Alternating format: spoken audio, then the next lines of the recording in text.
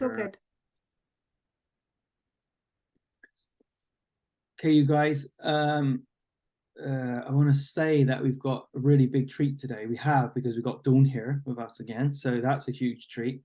And what Dawn and I have discussed and decided to do is to give me a live coaching session, because it's very difficult to share the very intimate things that take place in the kind of powerful coaching work that we do, to keep people safe and to keep that environment safe. It's never appropriate to share the details and the content from a marketing perspective. And so we came up with, well, hey, let's put Ben in the hot seat, so to speak, and let's just have a live example so people can have an insight and listen into an example and a case study of what it looks like for someone else to go through that process. You can find lots of live coaching online. Rarely are they really get into the depth of emotional vulnerability that Dawn and I both agree is necessary for helpful and positive change work. And for sure, I was feeling a bit fearful this morning, because I've got several experiences this morning that are of a very vulnerable nature for me. And I shared that with Kerry whilst I was preparing my breakfast. And I said, I don't really know what's wrong. I can just feel this fear. And I said, I think it's because I've got this conversation and this conversation and this conversation. And I think that's what it is, but I can't see it clearly. She says, no, you can. You just told me what you feel afraid. You're going to have several vulnerable conversations. And even with the thousands of hours of experience I've had doing my own work and helping other people, still that story and that emotional resistance to expressing your vulnerability and of being yourself and to opening up in a very sensitive and tender way, I've still got stories in the tank about men shouldn't do that. That's not what a man does. Having very few examples of healthy male role modeling of how to handle your emotions. So yeah, I just wanted to put people in the picture of how I'm currently feeling in this moment. So yeah, I'm feeling a bit vulnerable, and I had a call with one of my best friends before this one, and we went through a question and answer session about what is a really good friend and what is it specifically about me that is the kind of friend that would be there for you at 3 o'clock in the morning, without a doubt. Not just what is a generic friend, but what specifically is it about Ben? And then we reverse the roles. What specifically is it about him that I know whatever happens, if it's 3 o'clock in the morning and I need a sanctuary, I need a safe space to go to, and I'll show up and he'll open his door. Like, what specifically is it about that person? So they're very vulnerable questions, because you start using words like love and tenderness and healthy male affection, and just that togetherness. We didn't use the word intimacy, but the emotional intimacy of the whole thing was really wonderful. And of course, all of the emotions and components of our relationship that we named, we already know are in there, but you don't stop and name them. You don't say, it's really good to see you, mate. I feel so loved by you when I'm together with you. And I just love that you're always taking the extra time and the energy to reach out. And that really connects with something in my soul. That's not common day-to-day language, particularly with male friends, let's say. That's exactly what I was about to say, that most of the time that's a practice that women have had from a very early age, is to be able to have that language of being able to express what you mean to me. And not always, but it's more of a common experience, and men to articulate what's actually going on rather than, well, you know how I feel.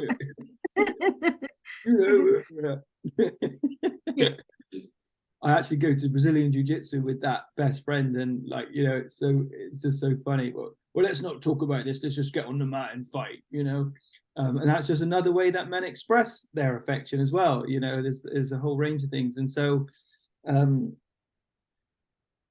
so I'm feeling vulnerable. There's also what's going to come up. I think that's like the wonder and the gift of these inquiries and this journeying and this exploring. So part of me that's really excited because I never know what's going to come up, and the other part of me is thinking, you're gonna publish this, and this other people are going to see this, and they're going to be allowed to judge it, which is what you give people the right to do if you're going to put it out there in the social domain. So what are people going to make of that? And yeah, just blah blah blah, just noise. None of it means anything without a meaning I apply to it. So Dawn, I hope I've given you enough information to set the scene for where I am today, to give you the best chance to pick and choose the best questions for me as we go through this inquiry. And I haven't revealed to Dawn what the subject's going to be yet, by the way. So this is all very live and very fresh for you. Thank you, Ben. So I hear that you're already feeling a little bit vulnerable, a little bit on edge, a little bit like you feel uncomfortable in your body, maybe, and that's the I want to say the vibe that you're bringing to this conversation already. Now, the caveat to that is often when we have these kind of conversations, many of us already feel those feelings and the anticipation of either being judged by the person that you're talking to, or compared somehow, or shamed somehow. So there's a lot of that that's already coming up, even before you have these conversations, because you're not really wanting to share the parts of you that you believe are unlovable. And that's ultimately what some of these conversations are talking about. So I think it's lovely to want to demystify this process and to give tools and understanding that it's not as scary as our minds want to make it seem. That's right. And it was on the back of a conversation we had about helping men and opening up ourselves to share the power and the value of understanding your own male emotional makeup, because many men find that very difficult issue. They find it very difficult to open up emotionally. So we stay up in the head, we stay with the to-do list, we stay with the stuff I can control, I can do, the stuff that does make me feel masculine and strong and capable. So I keep myself in that ballpark of a sense of functioning. And so I'm an very emotional male. I'm very open about my emotions, and it's like I haven't got the choice to not be. So it's just partly how I show up on the Enneagram. I can't keep them locked away because it feels like there's been too much of me that's locked in the cupboard, and I can't express who I am, and I can't really live fully. So yeah, we were just really, our heart is hoping that this is going to be an example of the value of this for men, particularly for the guys listening in right now that wouldn't prioritize time to open up emotionally to another male or in a safe space, because life's just so busy. Let me get this to-do list ticked off, and then I might find some time to open up emotionally. Like, what? That doesn't even feature on most men's list, yet they do express their emotions. And one of the primary emotions for men is anger, again, because I'd rather be angry than sad if I only got one or the other choice to make. So we tend to stay stuck in anger because it can be useful and get stuff done. It's not really living. It's not really living, is it, Dawn? So yes. The other emotion, which often doesn't seem to get classed as emotion, but it is apathy. And I find a lot of men who don't have a connection to their emotional world have pushed it down. So the opposite, are able to have repressed it to the point of controlling it that way, live with a sense of apathy that can feel like stoicism, but actually is a form of disconnection. And so by being able to start to have these conversations, what you're doing is allowing safely an exploration of breadth of opportunity of life, so making it much more colorful rather than almost like apathetic, like what's the point, what is the point of all of this? Who gives a crap? Yeah I'm And very I care, you care. yes, you can. We And thank you for naming that. You know, like if I wouldn't have chosen you to help with this message if I didn't feel like you actually care about me. It's very, and there's like an instinctive, intuitive sense of, can I trust this person to open up? And actually, that's one of the first things I say on when any new people come through our doors, so to speak, is you're here to test if I'm just someone you can completely open up to. And you'll instinctively and intuitively know that. And so if you haven't had that experience with somebody, you just haven't quite found the right person to open up to yet. And I'm willing to do this. I'm going to share this in the public domain, and I've got loads of experience of this. So I'm kind of ready, although I'm a little bit what's not timid, apprehensive. Thank you. And so this is not what we recommend for anybody anybody else at no, this. no, no, no, no. This is not the way to do it. This is just an insight and an example. You go and find your own safe, sacred space. You can even contact Dawn. We'll share Dawn's details at the end of the call and in the podcast bio as well. Thank you. So, Ben, how are you doing? Better, I've settled now. Yeah, the performer's starting to leave to protect me. You know, we'll see. He's not too far away. He's close by. Is there anything on your mind at the moment that you Yes, wanted to talk about today? yes, and I think it is a subject that's going to cultivate a sense of being vulnerable as well, because it's my reticence to share the work we do and to promote our business and how we can help people. We're 98% referral as a business because, again, these are very intimate subjects. So although that is great for business, that referral is by far our most effective marketing strategy. I've got to put out messages that are digestible for people, and I've just finished a book which is just entered the editing process, and I'm going to have to go out and say to people, I know a whole bunch of stuff. This is just one way to look at it. I know a whole bunch of stuff that you don't, and you're really going to benefit from reading this book. Where I'm very comfortable listening, because I'm a damn good listener, and I'm comfortable talking to go and almost present something that either people aren't ready for or they're not asking for, and to put myself in that kind of uncomfortable space. That there's just some stuff coming up around that that I would just like to explore. I want to explore my resistance to marketing the great work we've done with the book that I can stand by and I really believe in. We've got a wonderful product there that will really help people. There's part of me that's saying, don't bother. It's been great what you've done, but just leave it on the laptop. You don't want to upset anybody, you know, people are busy, blah, blah, blah, story, story, story. So I'd really like to explore if that's enough content for you, Dawn, to run with, to help me with. Yeah. What happens to your body physiologically when you think about or you imagine yourself having to talk about your book? Tell me what's going on in your body. I've got this strong, now you've asked me the question, I've got this strong image of like holding something up to someone and then them just literally turning away, not being interested, like the child who's come home with the artwork with the big paint strokes on.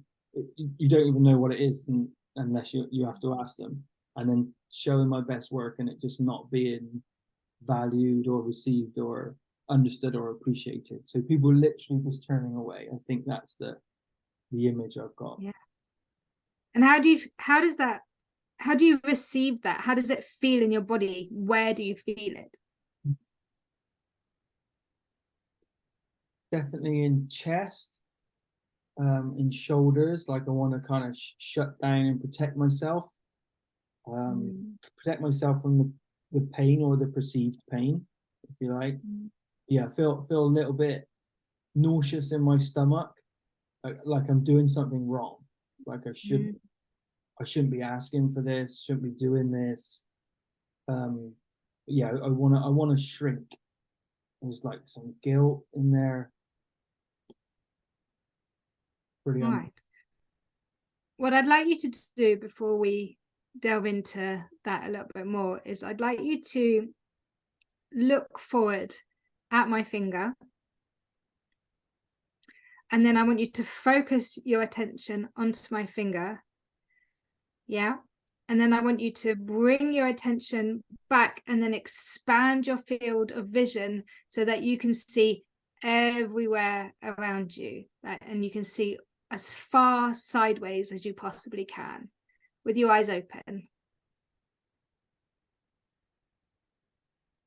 Can you see how fear brings your aperture of what you see into really small? And then as you start to open it up and make it go wider, you can feel that spontaneous breath happen in your body and you go, okay, I'm all right.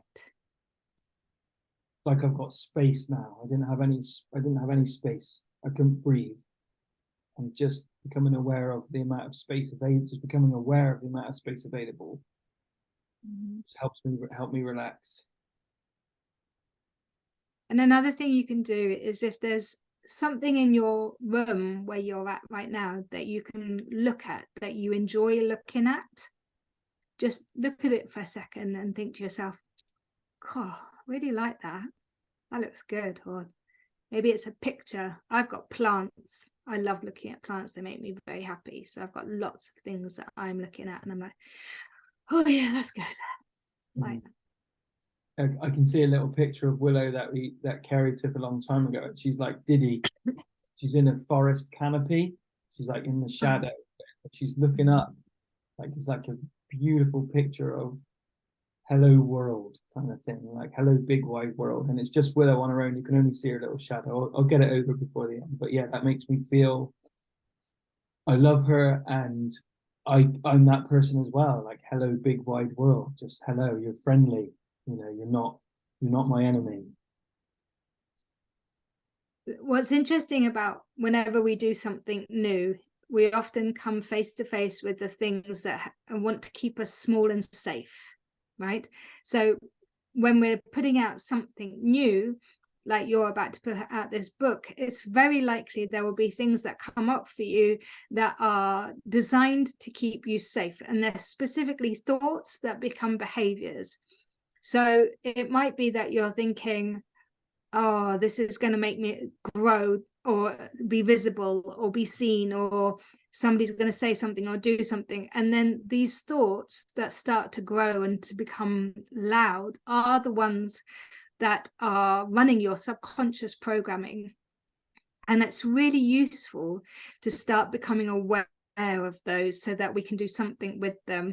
And what's really, really wonderful about subconscious programming, as you know, is once you spot what the programming is, you can circuit break it, create a new thought and new behavior and reinforce that.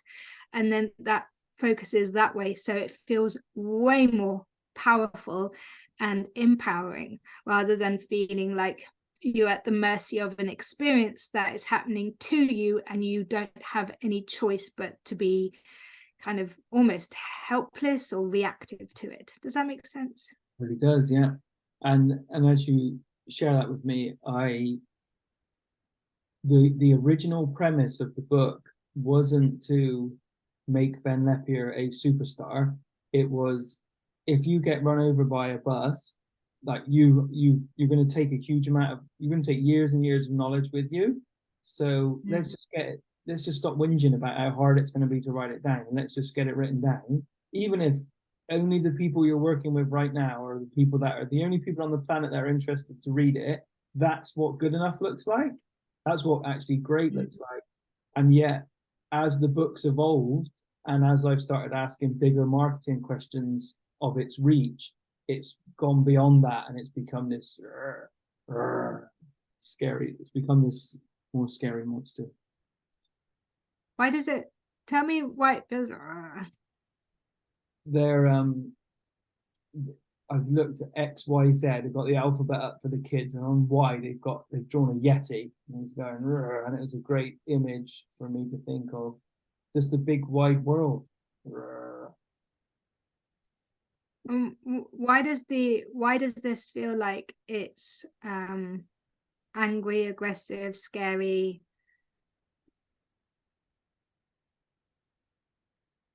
Just give me a moment with that one. Why do I default to it being angry and aggressive?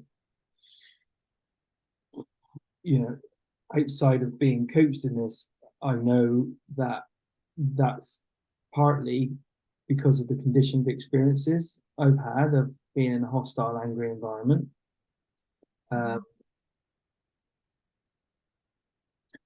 And that is something you kind of extrapolate onto the world at large. Yeah, What are you worried?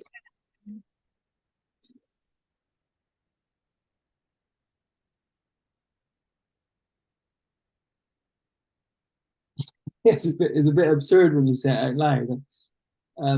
That someone's going to be sat in the audience and say, "You said this. That's not true. What are you talking about, you idiot?" Something like that. And when I say it out loud, I'm like, "Really? You know, are you even that worried about that?" But that story and that image and that scene creates fear that I've done something to hurt someone. I've done something to upset somebody, and I'm bad. And I'm bad because of that, regardless of the specific issue that has upset them or how I might really handle that if that actually happened. It's that I'm bad because I've done something wrong to hurt someone, asked too much of them, I've made a mistake, I've pushed them too far, you know, or me being the perpetrator and just being this bad person. Yeah. But the key here is unintentional.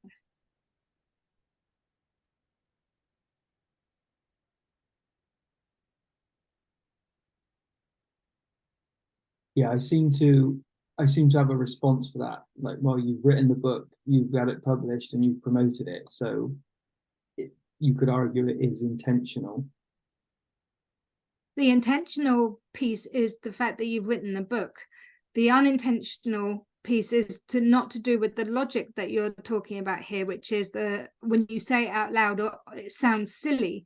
We're not talking to that part of you. We're talking to the part of you that's saying, is almost irrational, and that's the piece that feels scary because it feels uncontrollable, right? So there's that irrational part of you that's maybe saying, "Hey Ben, I've got a secret for you. You're going to really upset somebody unintentionally here, and you didn't mean to, and then that's going to be the end of you." Yeah, going to lead to my annihilation at one moment. Yeah. Can you connect to that? Yeah, I can connect to like the absurdity of it, that I hang the whole piece, the whole story hangs on this one person who's upset in the audience, and that the next step after that is the end of life. Yeah. And is this person in the audience a man or a woman? Woman. What does she look like? Like, what kind of facial features is she giving you? I wish this wasn't coming up. She looks like a woman. She resembles a woman that I hurt in a relationship a long time ago. She not directly, but she would match this body size, shape, hair color of that person. And I'm laughing because I know this stuff inside out. It's into my big stories of the book is untreated other stories about choices I made when I was infinitely more a crazy person than I am now, and was acting out in my life from a lot of pain and a lot of shame and a lot of guilt. And so I wasn't capable of treating people in a loving way. I didn't really understand what love was at that time. I didn't know how to treat and respect love, because I'd never really been taught that. So yeah, she's just presented herself in the middle of an audience and she's talking about the book, but what she's really saying is, you hurt me. And that makes me feel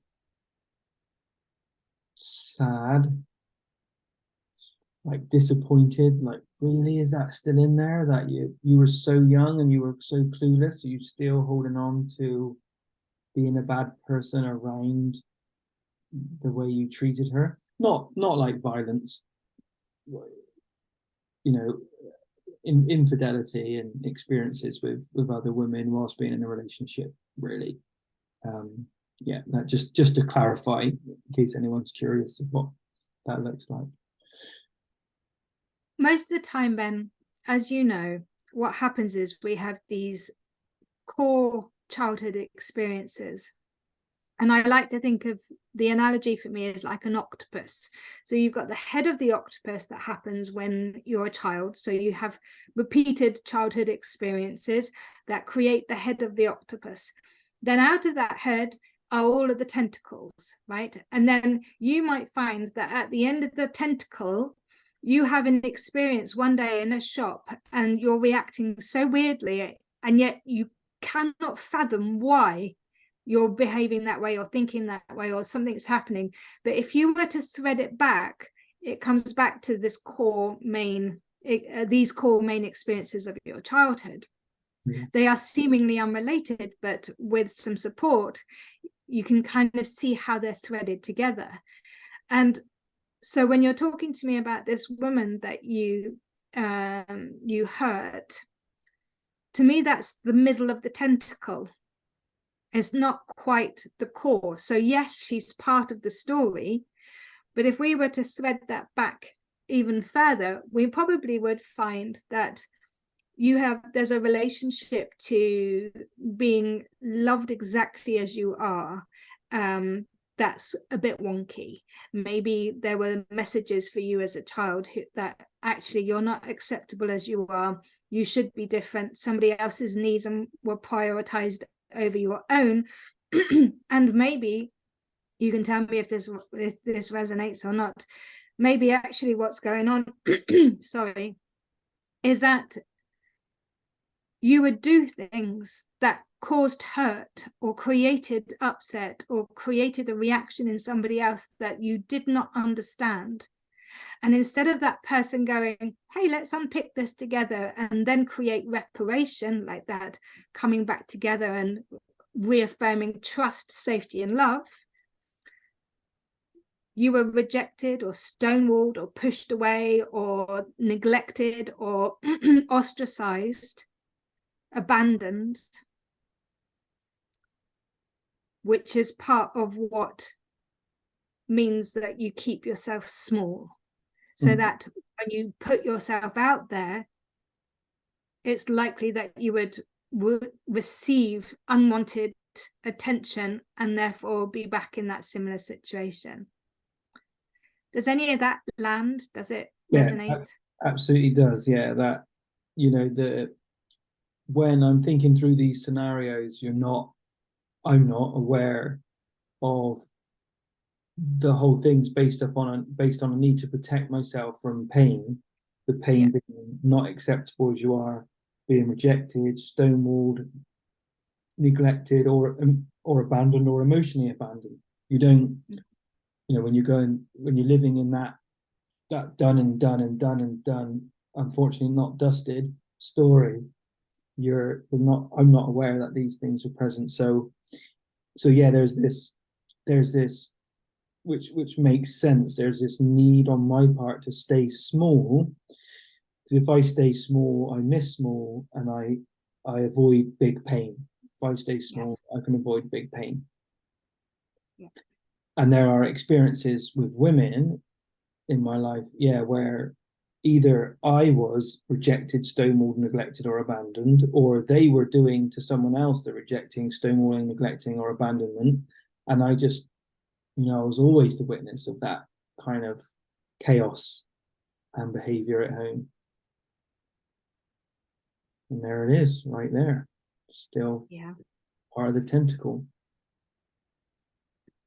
And it's such an opportunity now that now that you are an adult to reframe that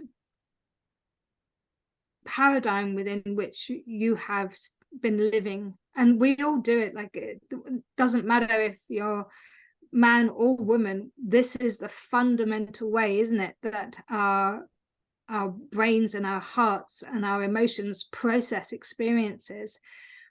And so you now as an adult have the ability to go back in and I'll explain more what I mean by go back in, but go back in and realize what's actually going on and find ways to soothe 8, 7, 6, 5, 4-year-old Ben.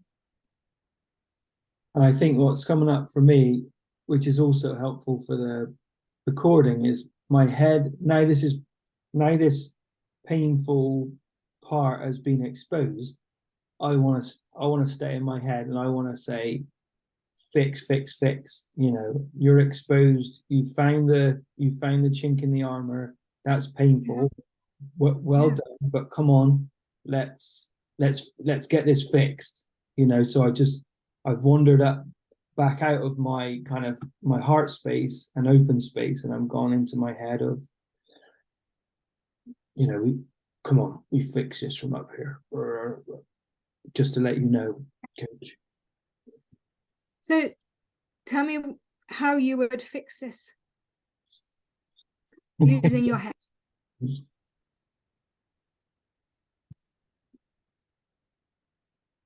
I would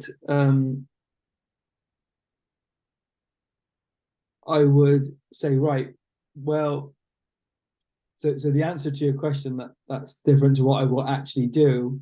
If I followed that thread of here's how I'm going to fix this, I would just draw up a to-do list. Right, here's the plan. Here's what you got to do. Just get on with it.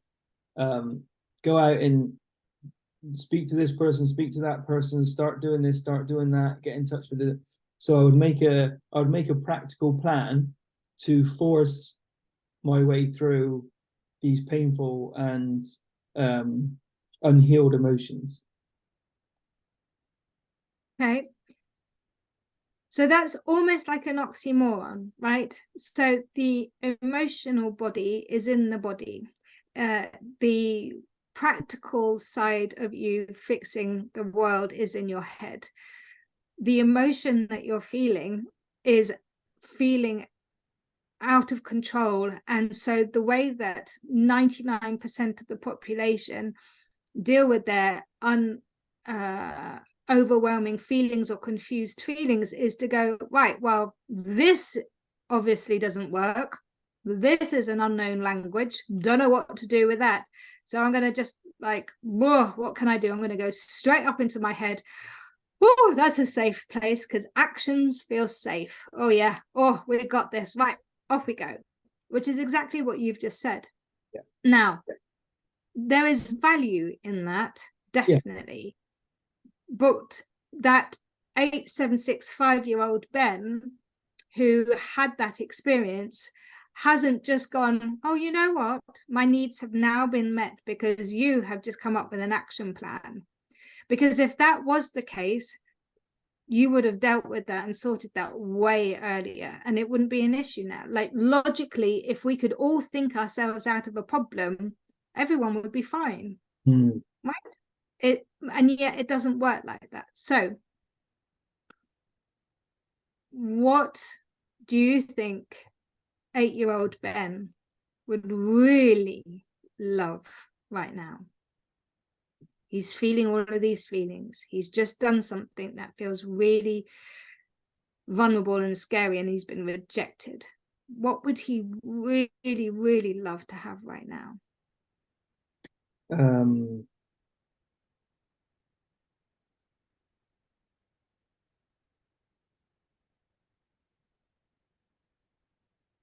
Yeah, I cycled through a few things, but the primary thing was like just the reassurance that everything's going to be okay.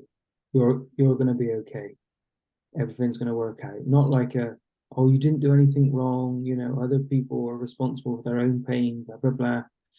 Like, because you're involved in that situation. So you can't just push it away with that. But just the notion that, hey, you know, relax, let's make some space, you matter, let's just hit pause, everything's going to be okay, let's just feel these feelings, you know, let's just give them some space. You will come through them. They're just like passing weather, but you matter enough and you're important enough to just to feel them and be with them and be with yourself right now.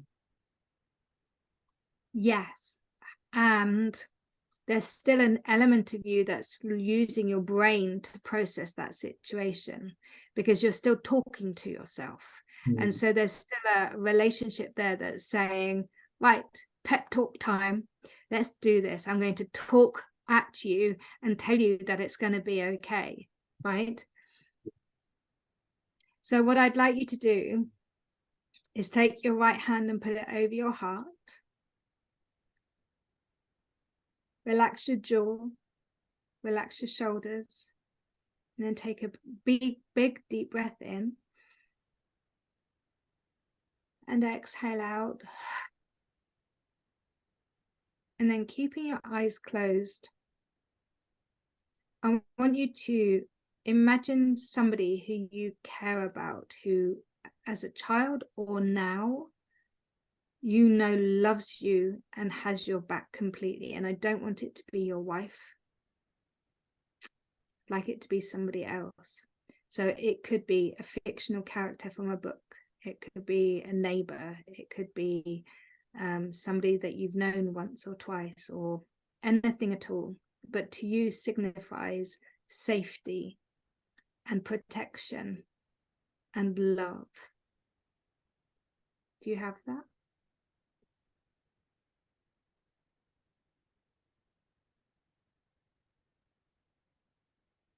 I do.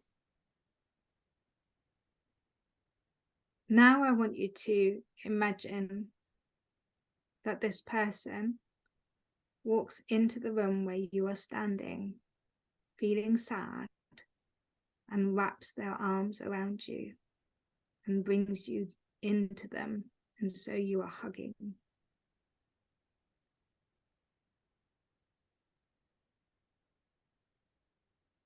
And they say to you tenderly, I love you.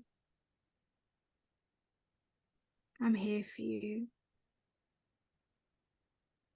And you are so beautifully, perfectly made. There is nothing that you can do that would make me stop loving you.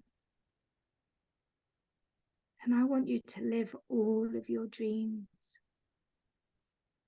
all of your desires, and I want you to shine.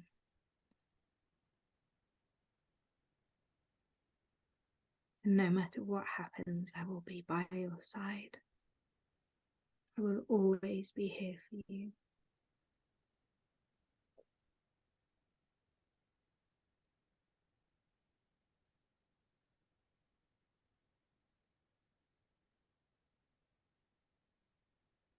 You can feel their embrace around you. The hug is just that little bit tighter now, a little bit warmer, a little bit safer.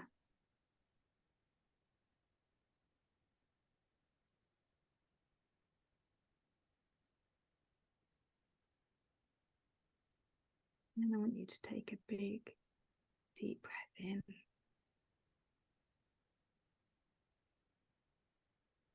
And then say thank you to them. And then gently open your eyes.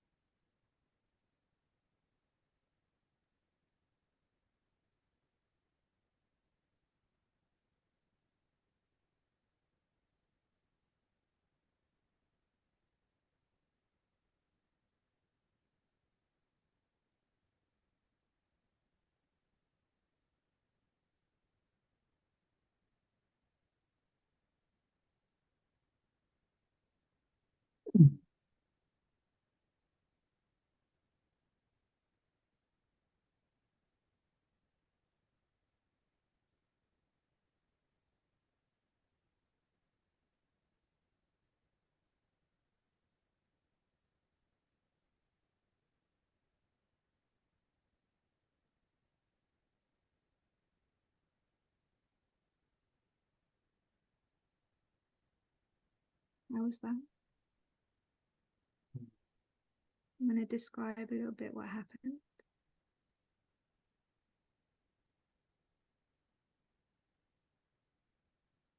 Yeah. Are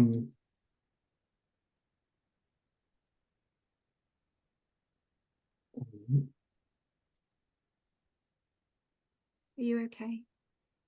Yeah, I'm good. Yes, I'm good. Um,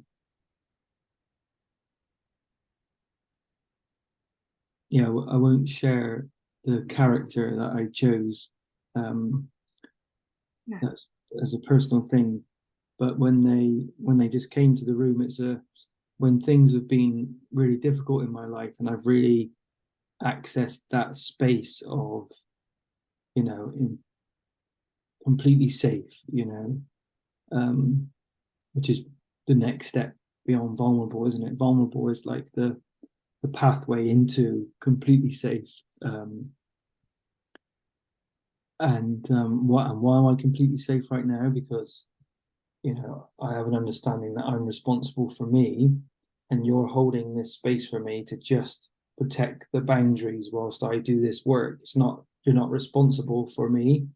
You are just creating that space of unfiltered, and almost when you're holding the space for someone, it's like you keep the noise and the crap out, just temporarily whilst you can get to, you know, pun intended, when you really get to the heart of it. And just their presence just, yeah, just kind of filled me with, what words would I use to describe that? Filled me with love, um, confidence, protection, strength. Like that person's not going to do it for me, but their presence, whether I'm crushing it or screwing it up, it's like it makes no difference to them. And psychologically, even though your wife loves you as unconditionally as she can, you suggested not using wife, um, you know that that's a big ask for anybody to love you absolutely perfectly unconditionally. It's of a different realm, perfect unconditional love. So to put it onto a character that I can mold, um, this fictional character that I can mold, but can create um, that peace, that connection, that reassurance. It was just lovely, and lovely is an understatement. But it just, when I came back here, like the words rejected, stonewalled, neglected, or abandoned, they look so small. It's like someone's changed them to size 2 font on the page. It's just feels so far away from where I am right now. When I wrote them down, it felt like they were in front of my face, and now they've been minimized, and it just doesn't matter. Nothing I think about it matters. No thoughts I have about it matter. Like they're literally irrelevant for what the truth is. The most amazing thing is that at our core, we all just want to be loved. We want to be unconditionally loved for who we are, and that is our birthright. That is a fundamental need and desire that we all have to have. And 99% of the population not only don't have that, but have traumatic relationships with their primary caregivers, even if you think it's what I would class as a small t rather than a big T trauma.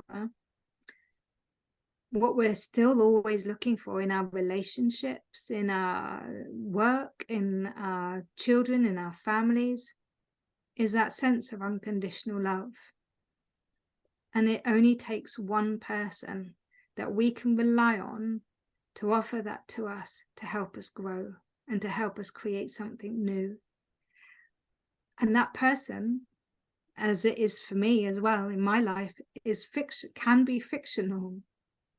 But as long as we can connect to that experience, it is what creates transformation, 100%. Because now what you have access to is a completely different set of thoughts, and therefore completely different set of behaviors. But above all of that, you have access to love.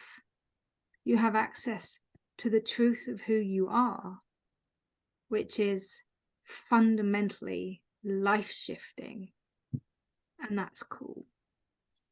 And it's so important, having done so much of this work, is just never gets old. And your wife loves you, the people around you love you, they really care about you, and that really matters. And that's one subject. Yeah, for you to know in your core that you are loved and of worth, unconditionally. It's like you need to walk through the trauma, you need to navigate your way through the darkness to find where the light's always underneath, or where to find the cracks where the light gets in, like, and you've got to go in and find that for yourself. It's like it's a gift you give to yourself, and it's actually a gift that's given to you. It's not really given to yourself. So, because I think so many people might watch this and say, well, my husband or wife loves me, and I've got friends that really love me, so why would I need to go to this kind of depth of inquiry? Is because what's important here is for you to have absolute ownership of the truth that you are loved beyond anything that you would ever do, say, feel, or how you behave. That you're unconditionally loved for exactly who you are, not how you think you should be. And that's something that is tangible, and something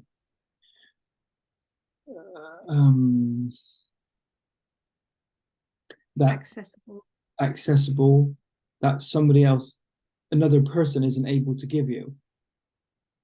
It's, if you haven't had that experience yourself, it's really difficult to give it to ourselves. Right on. And so you may be listening to this and thinking, I can't imagine being unconditionally lovable. Like, there are so many parts of me that are fucked and wonky and badly made and shameful. I never want to talk about it. What's that? And they say, I never want to talk about them ever again. They're done. They're gone. Yeah, exactly. But that's exactly the reason why we do this, is because those are your wounded behaviors. But at your core, at the very fundamental truth essence of who you are, doesn't matter who you are, the true essence of you is lovable. Like, that's not up for discussion. It's not a question of nuance. It's not a question of, maybe yes, maybe no, maybe on a Tuesday but not on a Wednesday. It is literally fact that you are lovable. And to have an archetype that can come in that's not you, or somebody who you've got stories with, right, that can come in and offer that to you, is fundamentally life-changing in a very easily accessible and practical way. Yeah, I mean, what did this take? That was we've been talking for a while, but we've kind of been padding out stuff as we've gone, but it took minutes. And I think, and what's important about that is I could have sat here for half an hour on my own and got somewhere close to that. I could have, maybe, when someone holds that space for you and just gently guides when you just take a step off the path, it's just, it permits you to surrender, rather than, and that's what you're wrestling with, to permit the surrender rather than the fix, and the way we try and wrestle with control to keep ourselves protected. It's like you can't have surrender and complete protection at the same time. It can't. It's not an and. No, It is an or. no. You have one or the other. Um, Yeah. And it is a sliding scale, right? You can get more practiced in the surrender and yes. more practice at releasing the barriers and the construct of those walls. So it doesn't have to be a look at me, I'm now vulnerable and now I'm scared out of my life and my tree. It the thing with safety is it happens slowly. Like it's taken me 2 years to feel really fundamentally safe in my relationship, and that's not because of my partner, it's because of what I brought with me into this relationship. And so these processes of connection to ourselves and allowing ourselves to grow takes time, and I think that's an important part to remember. How are you feeling now, Ben? Yeah, great. I feel very in my body. Fear is gone. Um, it's unlikely to be gone forever. Around whatever it was clinging onto and sticking onto this morning, it's gone. The resistance, the woman in the audience, like all those thoughts of, I wouldn't say they've magically disappeared, but they just have no power and they seem irrelevant. It's like even it's like that conversation we had before it earlier in the call. It was yesterday's newspaper for fish and chips, um, and I feel less need to with the book, for example, less need to come on, go, go, go. What's the strategy? Come on, come on. There's that sergeant major in my head of come on, it's gonna be like this. It's just miserable. It's just really it's no fun. It's just Yeah. no fun. It's like why would you want to why would you want to get a book out there if you have to go out there with sergeant major? It's like there's a different way. There's just an allowing. Sure, there are steps, there are practical steps that we're going to take to do our part for promotion, but there's also a surrendering to the unfolding of it all, and that part looks really fun. You know, I'm certainly not work shy. How I felt about it has it's just changed. It's like it doesn't matter. It's okay. And that's to the benefit of your book, to hold it with joy and delight and a connection to it that feels inspiring for you is going to land so differently than buy my book, I know so much shit and now I'm going to make you read it and you know, This is fun. you will like it. So Bye, bye, different. bye. Yeah, great job, Dawn. Brilliant. Um, Thank you, Ben. Is there anything else? Anything else you? no, I think that's been a wonderful example of like how you can get into the work, focus on a subject, unpeel the layers of the onion, and get to the core, and and then you're not doing anything to me. You know, I'm taking responsibility for, which is what I just love about coaching in the style. Like I'm doing the walking, you're just shining the torch on what would be helpful for my footsteps. My number one priority is always empowerment. I want you to always leave our conversations feeling resourced and clear and feeling like you've actually got somewhere. And that doesn't ever include you relying on me for everything, right? It does involve you feeling, oh, I feel stronger today, I feel clearer today, and that's as a result of having thought about and spoken about my emotional world, what I'm worried about, what I'm fearful about, because those are like big heavy weights, aren't they? And when we bring them up and talk about them, actually we can move through them rather than being scared of them forever. I think there's a whole other episode here, isn't there, of like what do those heavy weights look like in life that you haven't quite got round to dealing with or don't know you need to deal with yet. when we're just so often in that. When I went off to the check box and right, I'm just going to work harder now to power through this.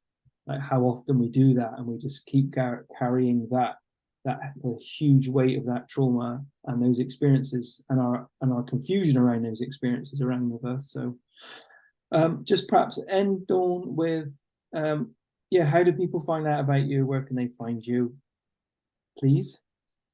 Well, my most active places are on Instagram and Facebook. You can find me at Dawn Lusht, DAWNLUCHT. I've got red hair, pink red hair, so you can't really miss me. And then my website's .com, same thing. So yeah. Beautiful. Oh, and I've got a podcast as well, if I can plug that too, called the New Dawn Podcast. So thank you. Check it out. We'll put some links in the bio as well, you guys, so you don't have to work too hard to find Dawn. Thanks, Dawn. That's been absolutely brilliant, love. Brilliant. How do I Down at the bottom.